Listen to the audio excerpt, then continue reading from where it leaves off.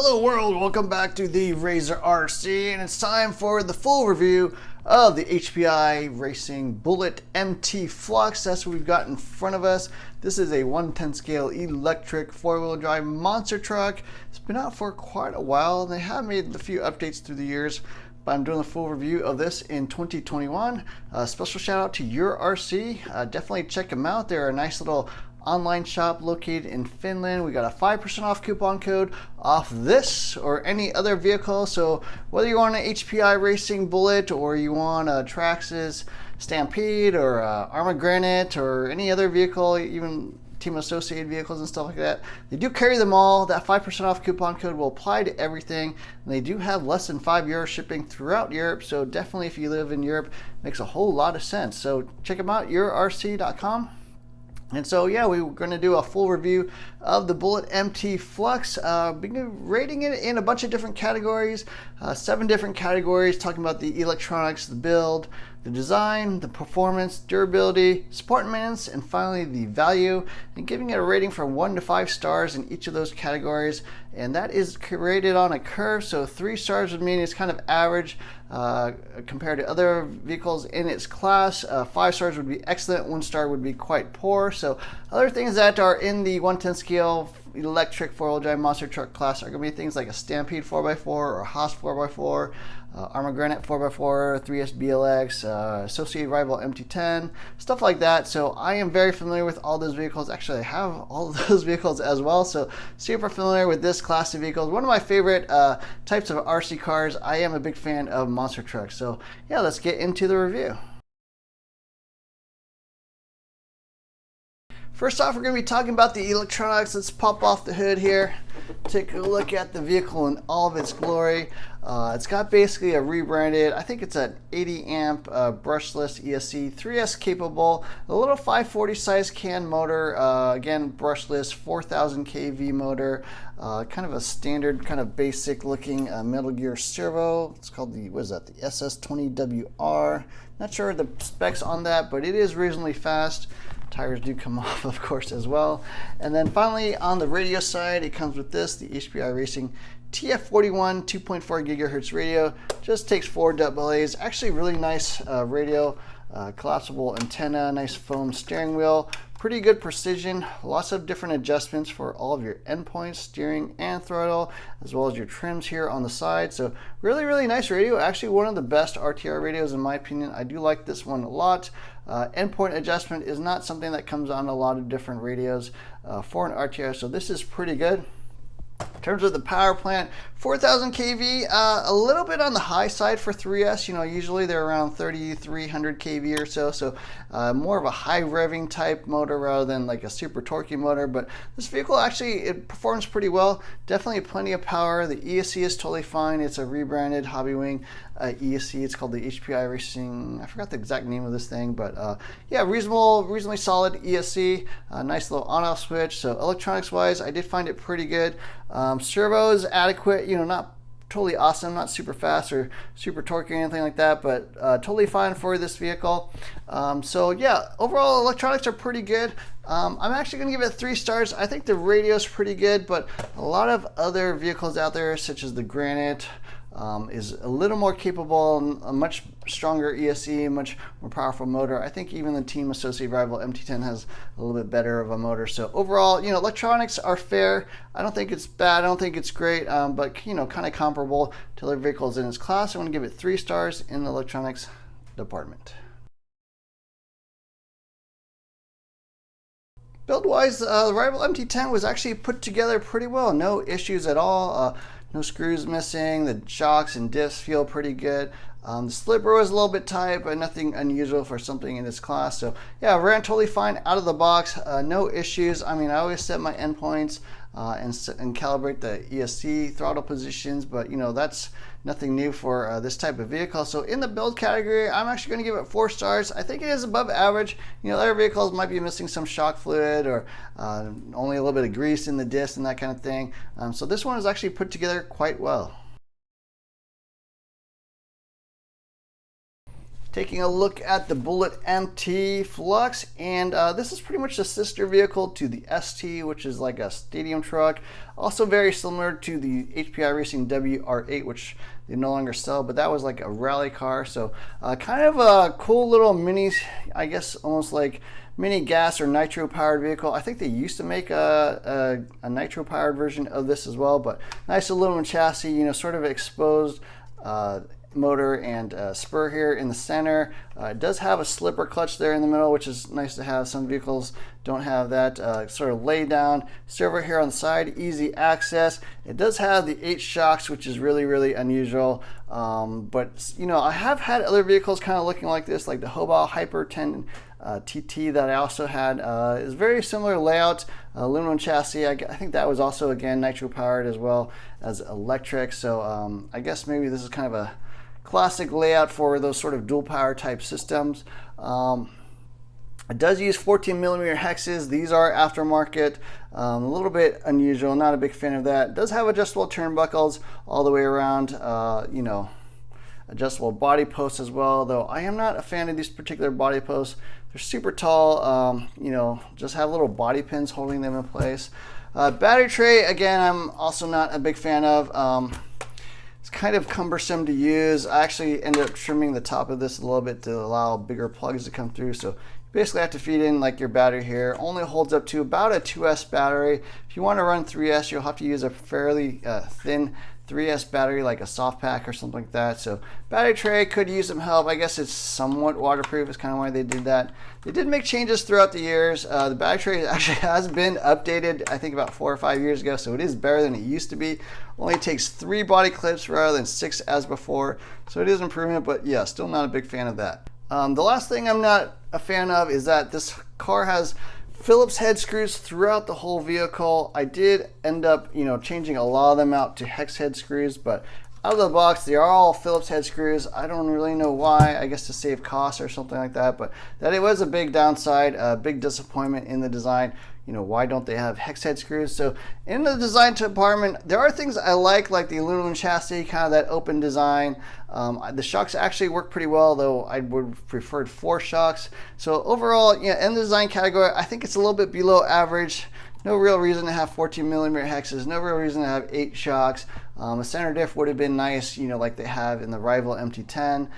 Maybe a little bit bigger motor. Certainly the battery tray could be greatly improved, as well as the body post. So overall, there are some things I like, kind of that aluminum chassis, you know, sort of race nitro powered look, but a lot of things I don't like as well. So it gets a below average score, 2 stars in the design category.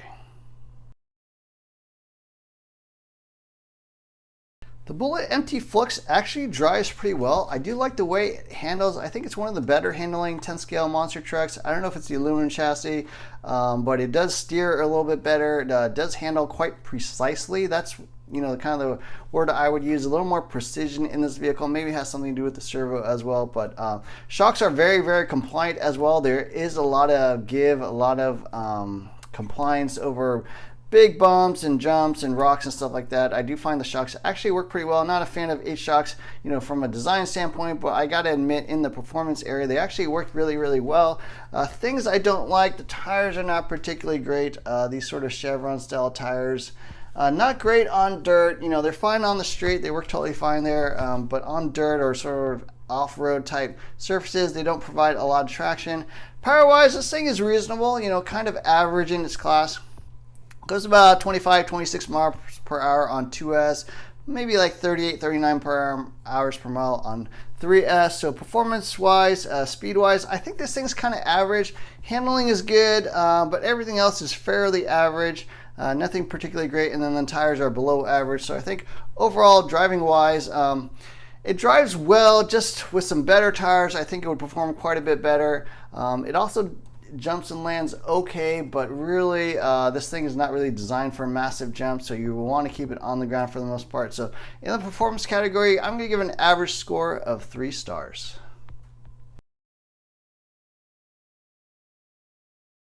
Durability is really the area I felt like this truck let me down.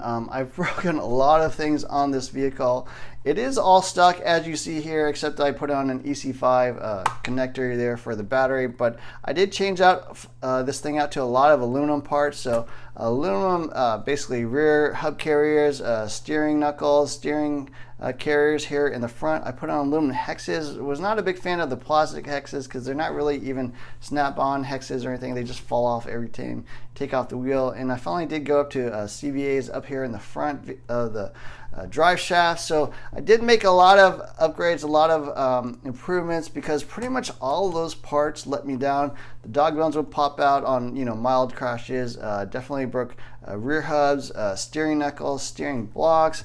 Like I mentioned, the hexes were pretty annoying. So overall, durability wise, this truck has let me down. I mean, really the only good thing I can say is the body is actually pretty thick, pretty durable.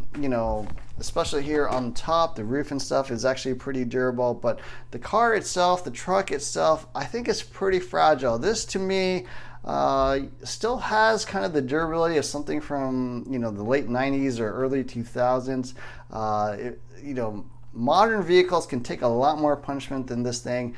Even with those upgrades, you can break an arm. You will eventually break these body posts. I mean, they're just thin little pieces of plastic with the little body clips as sort of a body stay. So durability wise is kind of the area I think this is the weakest. I am actually going to give it 1 star in the durability category out of the box. This needs probably $80 to $90 worth of upgrades. You can buy, fairly inexpensive aluminum pieces to upgrade, sort of your hubs and stuff like that. The hexes were not particularly expensive, but like the CVAs and stuff, those are fairly expensive. I think like $35, $40 or so. So altogether, you're going to spend somewhere around $70, $80 just to kind of get this thing up to snuff. And even then, I still don't feel like this is as durable as most other vehicles on the market today. This thing was designed back in, I think, the late 90s or early 2000s. Still kind of reminds me of something from that area, and I think in the durability department as well, it's 1 star. It is certainly one of the weakest vehicles in its class. HPI Racing has changed ownership through the years. They were sort of merged with HPI Racing for a while, then I think they split, and then I think they got sold to a UK company. I think they're currently owned by like a Scandinavian company. In the US, where I'm located, HPI stuff is sold by HRP Hobby Recreation Products, which is a reasonably large distributor. So, pretty much all hobby shops are going to have access to HRP stuff. You can always order stuff directly from HRP as well. So, distribution of this vehicle is decent, but I do think it's a little below average. Parts can go out of stock for a while. That is something people have complained about HPI Racing the last few years, and I understand why, because it's sort of changed ownership the last 5 years or so. Even since I got into RC, I think it's changed ownership like 3 times, so a little more difficult to get HPI Racing parts. It's not a small brand, but it's not as widely distributed as, say, Arma or Traxxas or Team Associated even. So yeah, in the support and maintenance category, I'm going to give it a below average score. I'm going to give it 2 stars. This vehicle can be a little bit more difficult to work on, to get access to the discs and stuff like that. There are a lot of pieces you have to remove. Even the standard slipper or differential, it's not a quick access differential. You actually have to remove all 4 screws from the bottom, all 4 screws from the top, kind of pull the whole thing apart. It's not an easy access center slipper. So in the support and maintenance category, I do think it is below average. I'm going to give it 2 stars. It's not a bad vehicle to own, but a little bit more difficult than some of the major brands out there. The Bullet MT Flux sells for $445 here in the United States. It does have some nice parts, definitely a nice thick aluminum chassis. I think it's 3 millimeters thick. A nice aluminum motor mount, including the top plate. Nice little aluminum piece here for the servo. It does have 8 shocks, all steel drive shafts, or really dog bones on both the drive shafts and the center shafts. So a lot of metal in this thing. Some more premium parts than I think other vehicles out there. I think the radio is a little bit nicer than your standard RTR radio, but that is a lot of money. $445 is quite a bit. By comparison, the Traxxas Stampede is $400. The Armour Granite is $370. The rival MT10 is $320. Even the Team Radcat MT10E is $320. So this is the most expensive 10 scale RTR brushless vehicle on the market, I think, for a monster truck. I don't think there's anything actually more expensive than this. And so I do think that, you know, the price is a lot of money. I realize it's got some nice parts, but, you know, the plastics are fairly inexpensive. The plastic shocks are really wimpy. There are 8 of them, but they are fairly thin. Turnbuckles are fairly thin. At least they have a lot of adjustments. So this is a little bit more of a premium looking vehicle, especially once you add all the aluminum parts. But I don't think that price is justified. I think the price of this actually used to be in the 300s, you know, like 5 or 10 years ago. So the price has definitely been increasing. I think even a few years ago, this was like $399. So I don't see the value being added to this. If anything, the price should be going down, but it's been going up. $445 is a lot of money. It's definitely a pretty vehicle, and, you know, one of the most attractive sort of monster trucks out there in the 10 scale realm. But in the value category, I don't think you can justify the price at all. I'm gonna give it 1 star. It is overpriced in my opinion, especially as compared to the other vehicles you can buy for under $400 at this point. I don't think there's really anything over $400 in the 10 scale 4x4 monster truck arena. So my final thoughts on the HPI Racing Bullet MT Flux. It's a pretty vehicle. It actually handles quite well. I think you would generally want to run this on 2S only. It does run on 3S, but it gets a little crazy. Definitely things are going to be breaking. I do also think you need to spend some money out of the box, just upgrading sort of these aluminum hubs, maybe even the drive shafts as well, so these dog bones don't pop out. So this does need some work to get going, to get up to sort of a basic level of usability, in my opinion. I'm not sure how they are able to sell this as is, you know, throughout the years. These are upgrades I feel like they should have made, or maybe even redesigned the parts through the years. In my opinion, this is almost like a vintage vehicle at this point. I mean, consider something from Team Associate or Losi from like 2000, and that's kind of what you get with this vehicle. A little bit behind in the times. Honestly, you know, who would I recommend this for? You got to be an HPI racing fan, first of all. There are a lot of HPI guys out there that love the brand, and I understand why. You know, it is a cool brand, but objectively speaking, is this the best vehicle out there? No, I don't think so. I think in terms of durability, especially performance, price as well, this is, you know, pretty well below the competition out there. For $445, this is quite expensive.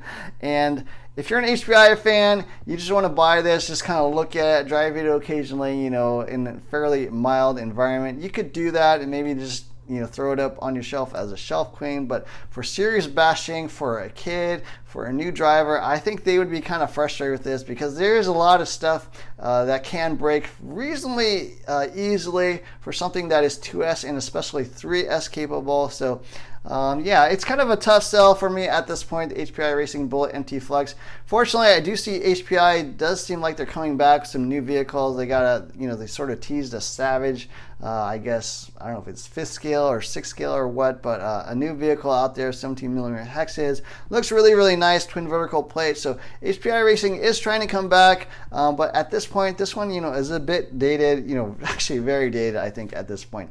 But anyways, if you want to get the HPI Bullet MT Flux, or really any other vehicle, an Armored Granite, or maybe a Traxxas Haas or Rival MT10 or something like that, go check out your RC. 5% off coupon code applies to any order at all. So no matter what you buy, you will get that coupon and that 5% off. So anyways, I hope you enjoyed this video. Let me know what you think about the HPI Bullet MT Flux.